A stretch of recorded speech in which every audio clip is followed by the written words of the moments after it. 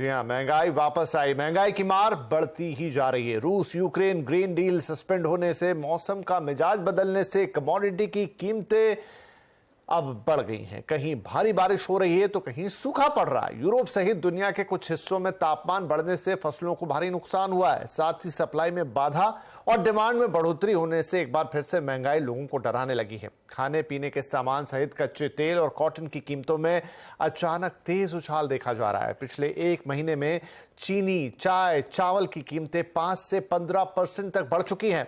हमारे साथ हैं हमारे सहयोगी नीरज बाजपेयी। उनसे समझेंगे कि ये महंगाई का जो माया जाल है ये किस तरीके से फैलने लगा है। जी नीरज, बताएं हमें कि ये जो तमाम कारण हैं, दुनिया भर में जो कुछ घट रहा है, चाहे वो सोशो इकोनॉमिक हो, पॉलिटिकल हो या फिर मौसम की मार हो, क्या इंपैक्ट आ रहा है उसका महंगाई पर? सॉफ्ट कमोडिटीज़ यानी अनाज, क्या इसकी महंगाई एक बार फिर से वापस आ रही है? इंटरनेशनल डेटा अगर देखें तो ऐसे संकेत बिल्कुल मिल रहे हैं। चाहे वो फिर गेहूं हो, चावल हो, मक्का हो, सोयाबीन हो, पाम ऑयल, सूरजमुखी का तेल, इन सब में अगर आप देखें तो पिछले एक हफ्ते और एक महीने में अच्छी खासी तेज़ी आ चुकी है। इवन जिनमें एक महीने पहले नेगेटिव रिटर्न था, वहाँ एक हफ्ते में 4-5% तक के उछाल आ चुके हैं। इनको हम सॉफ्ट कमोडिटीज़ कहते हैं। इस सॉफ्ट कमोडिटीज़ में एक और तड़का लग रहा है कच्चे तेल का, जो अब $83 के ऊपर निकलता हुआ दिखाई दे रहा है। लगातार तेज़ी बनी हुई है। अब समझते हैं इसको कि क्यों ये तेज़ी आ रही है और क्यों इन्फ्लेशन का खतरा पूरी दुनिया में एक बार फिर से बढ़ता दिख रहा है। देखिए, अभी एक रीसेंट डेवलपमेंट हुआ कि जो यूक्रेन से कमोडिटीज़ को एक्सपोर्ट किया जा रहा था, उसके लिए शिप निकलती थी। एक कॉम्प्रोमाइज़ था, एक समझौता था, लेकिन वो समझौता रूस ने तोड़ दिया है। उसकी वजह से अचानक से आप देखें गेहूं की कीमतों में ज़बरदस्त तेज़ी, 18% तक की तेज़ी एक महीने में आ चुकी है, क्योंकि अब वो समझौता है नहीं तो वहाँ से कोई शिप निकल नहीं सकती है। तो जो भी शिप निकल रही है उस पर रूस और यूक्रेन की आपत्ति है, तो इसलिए सॉफ्ट कमोडिटीज़ में तेज़ी आनी शुरू हुई है। दूसरा, पूरी दुनिया में मानसून ने इस बार काफ़ी अनइवन किया है और बहुत सारी फसलों को ख़राब कर दिया है। उसकी वजह से आप देखिए खाने के तेल, दालें, राइस, चावल की ज़बरदस्त किल्लत होने की आशंका है। इसीलिए भारत ने कंप्लीट नॉन बासमती राइस को बैन कर दिया है। भारत सबसे बड़ा एक्सपोर्टर है, 40% एक्सपोर्ट करता है, लेकिन उसने बैन कर दिया क्योंकि मानसून हमारा इतना अनइवन, इतना ख़राब है कि शायद चावल की फसल पर असर पड़ेगा। चुनाव सामने है, उसकी वजह से राइस की कीमतें बढ़ रही हैं।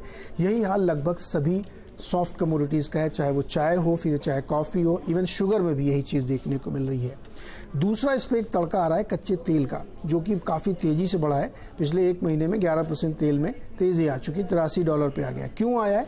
क्योंकि एक तो बहुत लो गया था और वहाँ से उसने बाउंस इसलिए किया क्योंकि चीन की तरफ से उनकी इकोनॉमी को रिवाइव करने के लिए बहुत सारे कदम उठाए जा रहे हैं, जिससे उनकी डिमांड बढ़ सकती है। सरकार स्टिमुलस देने की तैयारी कर रही है, ब्याज दरें कम कर रही है, इंडस्ट्री को सपोर्ट कर रही है, तो क्रूड की बहुत ज़्यादा डिमांड बढ़ने की आशंका है, उम्मीद है।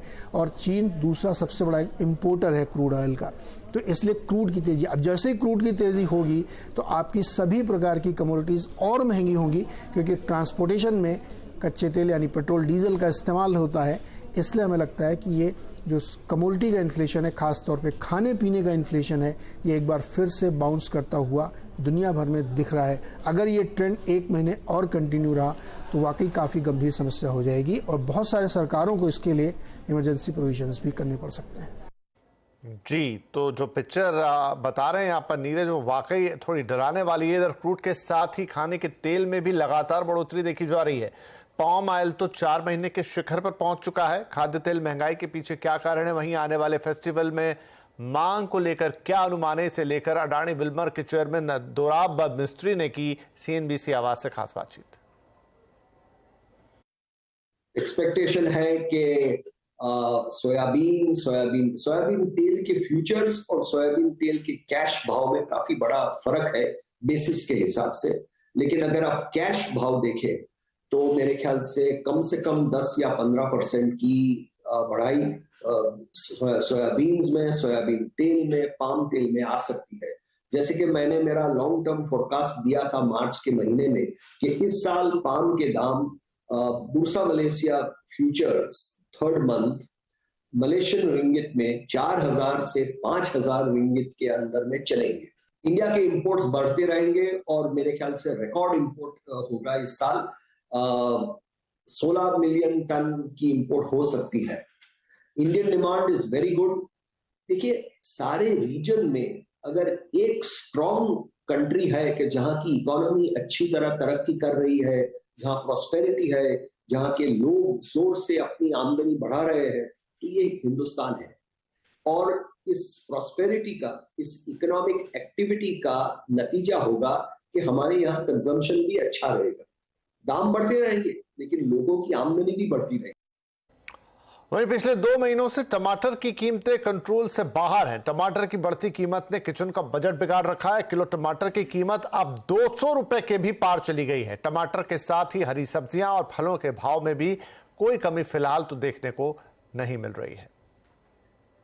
इधर त्योहारों में लोगों को सस्ता गेहूं मिलने की संभावना थोड़ी बढ़ गई है। एक राहत की खबर मान सकते हैं। इतनी खबरों के बीच सूत्रों के मुताबिक सरकार गेहूं की आयात ड्यूटी में कटौती करने की तैयारी कर रही है।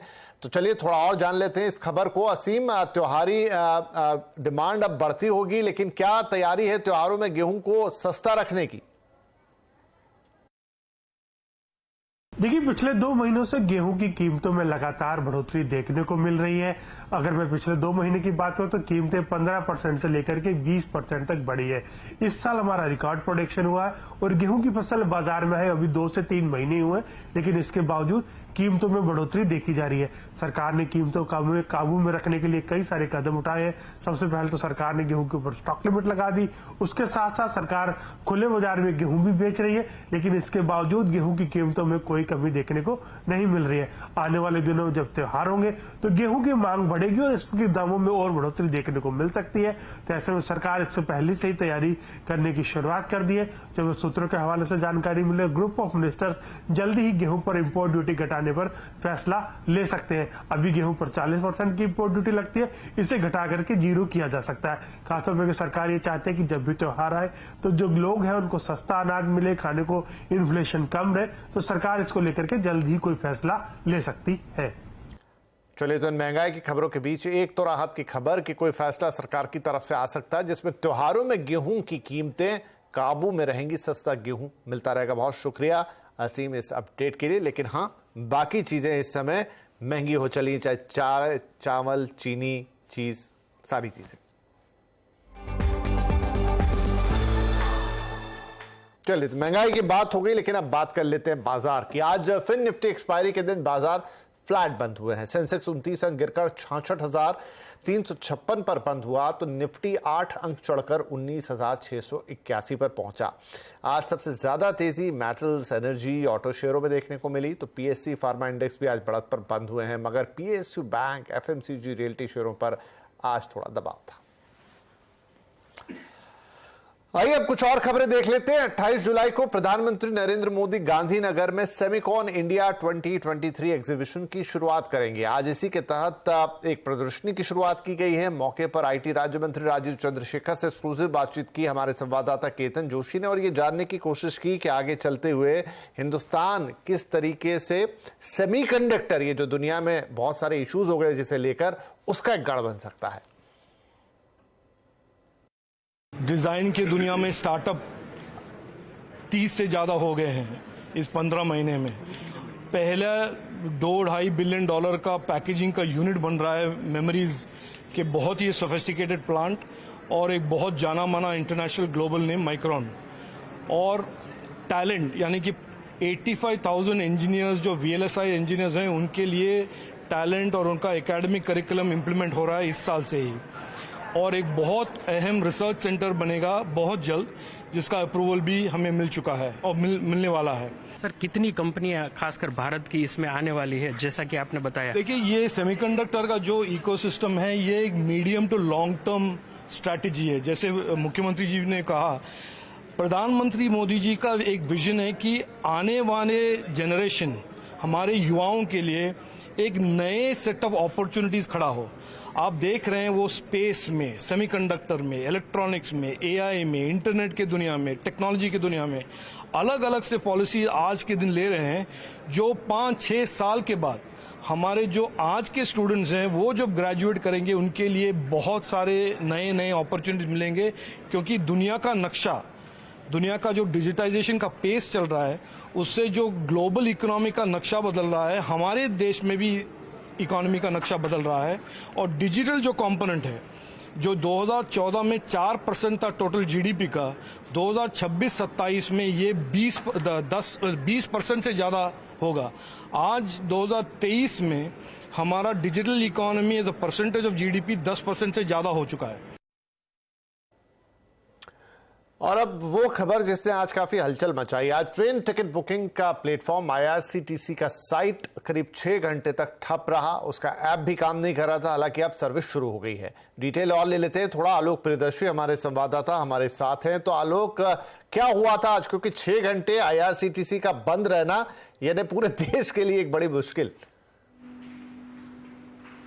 बिल्कुल, देखिए मैं बता दूं कि जो आईआरसीटीसी का वेबसाइट होता है उसे 1 मिनट में करीब 28,000 टिकट कटते हैं। आप अंदाजा लगा सकते हैं कि कितनी बड़ी मुसीबत जो ट्रेन में सफर करने वाले यात्री हैं उनके लिए आई होगी, क्योंकि सुबह आज 7 बजे से ही जो आईआरसीटीसी का वेबसाइट था वो डाउन हो गया था और साथ ही साथ जो आईआरसीटीसी का ऐप था, मोबाइल ऐप, वो भी काम नहीं कर रहा था। लोग जब उस पर बुकिंग करने जा रहे थे तो हो ये रहा था कि टिकट बुक नहीं हो रहा था, लेकिन पैसे उनके डिडक्ट हो जा रहे थे। तो ये भी एक अपने आप में बड़ी समस्या आई। इसके पीछे जो आईआरसीटीसी ने कहा कि इसके पीछे टेक्निकल दिक्कत सामने आई थी, उसको लेकर जो क्रिस जो एक संस्था है जो कि इस पूरे वेबसाइट को मेंटेन करती है और चलाती है, उसके एक्सपर्ट इंजीनियर इसमें सुबह से जुटे रहे और लगभग दोपहर बाद फिर से ये जो वेबसाइट है और साथ ही साथ जो मोबाइल ऐप है वो काम करना शुरू कर दिया। तो लोगों की एक तरह से कहें कि जान में जान वापस आई है। और आईआरसीटीसी ने अपने ट्विटर हैंडल से बाकायदा ये कहा था कि लोगों को परेशानियों को देखते हुए कि अगर आईआरसीटीसी के वेबसाइट या फिर मोबाइल ऐप से टिकट बुक नहीं हो पा रही है तो आप थर्ड पार्टी ऐप जैसे अमेजन, मेक माई ट्रिप से भी आप टिकट बुक करने की कोशिश कीजिए, वहां से बुकिंग हो रही है। तो ये हालत हो गई थी आईआरसीटीसी की। इसके अलावा काउंटर्स जो है, पीआरएस काउंटर, जो reservation additional reservation counters, railway ने कहा कि हर जोन में व्यवस्था की जा रही है ताकि लोग वहां से जाके फिजिकली टिकट कटा सके। तो ये तत्काल फौरी तौर पर व्यवस्था की गई थी रेलवे की तरफ से। बावजूद इसके लोग काफी परेशान रहे। हालांकि दोपहर बाद से जो आईआरसीटीसी के वेबसाइट और ऐप दोनों अब फिर से सुचारू रूप से काम कर रहे हैं और टिकटें बुक हो रही हैं। चलिए, तो जो लोगों को परेशानी आई दूर, अब बुकिंग हो रही है। आईआरसीटीसी का वेबसाइट हो या ऐप। बहुत शुक्रिया इस अपडेट के लिए आलोक। अब बात कर लेते हैं राजनीति की। संसद के मॉनसून सत्र का चौथा दिन भी हंगामे की भेंट चढ़ता दिख रहा है। मणिपुर के मुद्दे पर लोकसभा और राज्यसभा में आज जमकर हंगामा हुआ। लोकसभा की कार्रवाई जैसे ही आज शुरू हुई, विपक्षी दल नारेबाजी करने लगे। स्पीकर को पहले सदन की कार्रवाई को 2 बजे तक और फिर 5 बजे तक के लिए स्थगित करना पड़ा। राज्यसभा में भी मणिपुर के मुद्दे पर विपक्षी दलों ने जमकर हंगामा किया। राज्यसभा की कार्रवाई पहले 12 बजे और फिर 2 बजे तक के लिए स्थगित की गई। इधर बीजेपी संसदीय दल की बैठक में प्रधानमंत्री नरेंद्र मोदी ने विपक्षी दलों पर एक बड़ा हमला बोला है। प्रधानमंत्री मोदी ने विपक्षी गठबंधन के इंडिया नाम पर भी विपक्ष को घेर लिया है। उन्होंने एक बहुत बड़ी टिप्पणी की कि इंडियन नेशनल कांग्रेस एक अंग्रेज ने बनाया था, ईस्ट इंडिया कंपनी भी अंग्रेजों ने बनाया था। आजकल लोग इंडियन मुजाहिदीन भी नाम रखते हैं, इंडियन पीपुल्स फ्रंट भी नाम रखते हैं, तो चेहरे पे चेहरे लिखाते हैं, सच्चाई कुछ और है। उन्होंने हम लोग को कहा कि हम सभी जागृत हों, सुबह की भोर की तरह। देश हमारी पुनः अपेक्षा कर रहा है और निश्चित हम जीतेंगे। और आज मैं कह देता हूं, 24 का रिजल्ट आएगा ना, तो जो संख्या है ना हारे हुए, थके हुए, निराश विपक्ष की, इनकी संख्या और कम हो जाएगी। इधर कांग्रेस अध्यक्ष मल्लिकार्जुन खड़गे ने राज्यसभा में पीएम मोदी के बयान पर आपत्ति जताई। उन्होंने कहा कि विपक्ष मणिपुर की बात करना चाहता है, लेकिन प्रधानमंत्री ईस्ट इंडिया कंपनी की बात कर रहे हैं। आज मणिपुर जल रहा है, रेप हो रहे हैं, मणिपुर में मकाना जला है और आप वहां मणिपुर की बात हम कर रहे हैं, मणिपुर की बात हम कर रहे हैं, प्राइम मिनिस्टर ईस्ट इंडिया की बात कर रहे हैं। इंडिया मीन्स ईस्ट इंडिया बोल रहे हैं।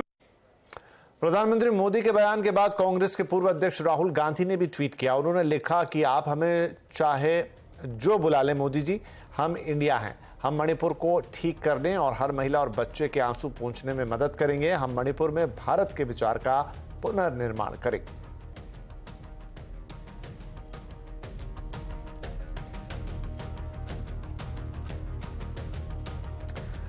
तो विपक्षी गठबंधन के इस इंडिया नाम को लेकर जो घमासान मच गया है, आज आवाज अड्डा में इसी पर होने जा रही है बड़ी चर्चा। शाम 7:57 पर इंडिया नाम पर घमासान। जरूर जुड़िएगा इस बड़ी बहस में।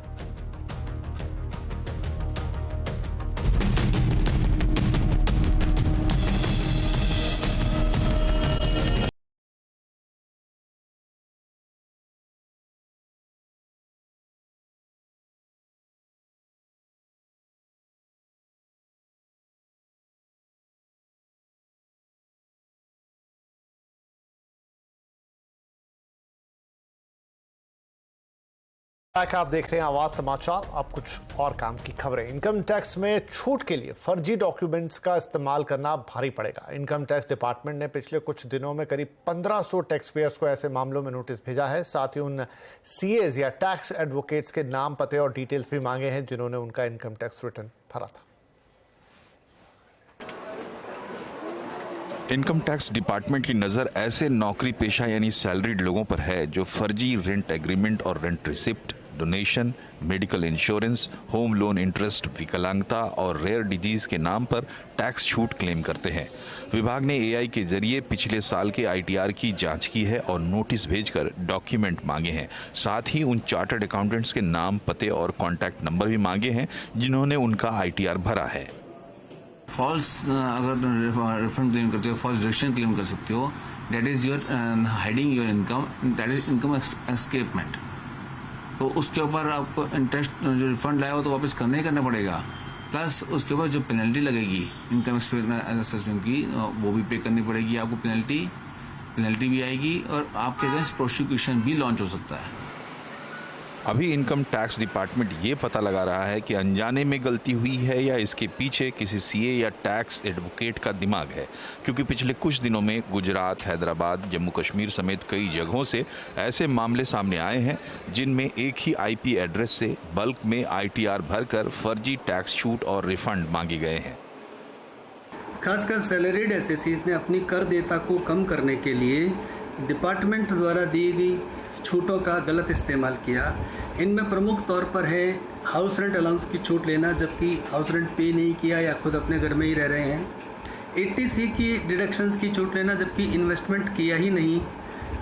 80D की मेडिकल इंश्योरेंस प्रीमियम की छूट लेना जबकि या तो इंश्योरेंस कराया ही नहीं है या इंश्योरेंस प्रीमियम बहुत कम है लेकिन मैक्सिमम अमाउंट की छूट ले ली। इसी तरह से हाउस लोन के इंटरेस्ट की छूट लेना जबकि इस तरह का कोई लोन है ही नहीं। अभी पिछले 3 साल के करीब 1500 मामलों में इंक्वायरी नोटिस भेजे गए हैं। नियम के मुताबिक विभाग पिछले 3 साल तक के आईटीआर की जांच कर सकता है। फर्जी टैक्स क्लेम में पकड़े जाने पर बकाया टैक्स और 200% पेनाल्टी और मुकदमे का प्रावधान है। साथ ही सीए और टैक्स एडवोकेट्स पर भी एक्शन हो सकता है।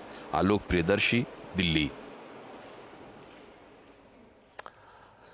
और यहाँ पे बता दें कि आज का कंज्यूमर अड्डा क्या है। तो आज कंज्यूमर अड्डा में हम बात करेंगे कल के वित्त मंत्री के निर्मला सीतारमण के उस बयान पे जहां पर उन्होंने बैंकों से कहा है कि वो लोन की रिकवरी के लिए अमानवीय तरीके ना अपनाए, यानी डिफॉल्टर अगर कोई हो भी जाता है तो उसे गलत तरीके से परेशान ना किया जाए। आज कंज्यूमर के इन्हीं अधिकारों पर होगी बात। शाम 5:57 पर लोन रिकवरी नहीं चलेगी दादागिरी।